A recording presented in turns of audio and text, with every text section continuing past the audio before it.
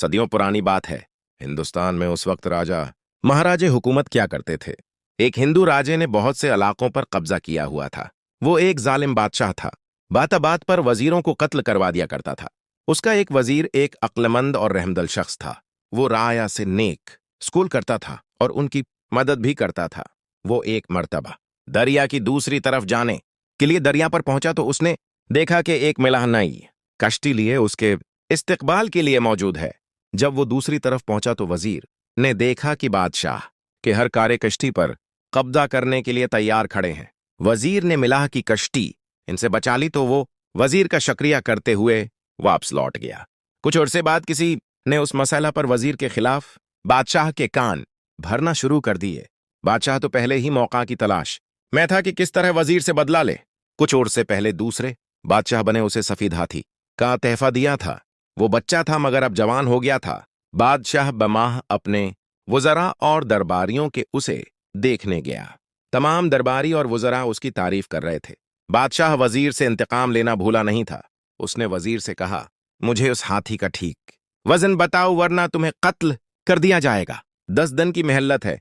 वजीर बहुत परेशान हुआ। वो मुख्तलिफ तदबीरों का सोचने लगा मगर कुछ समझ नहीं आ रहा था। वो परेशानी के आलम में दरिया की तरफ निकल गया और वहां बैठकर सोच विचार करने लगा।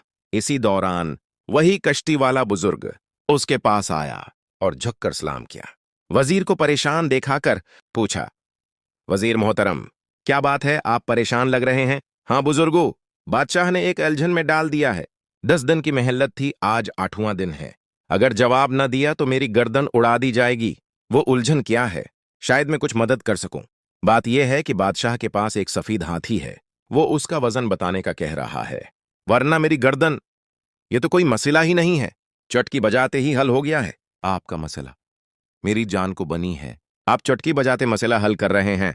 वजीर ने हैरत से कहा, जी मोहतरम, आप कल हाथी लाइए।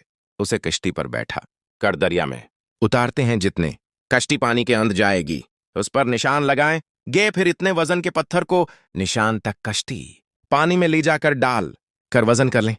Very good. वजीर की समझ में सारी बात आ गई। अगले दिन वो हाथी को दरिया के किनारे लाया। उसे कश्ती में सवार करके दरिया में ले जाकर कश्ती पर निशान लगा दिया।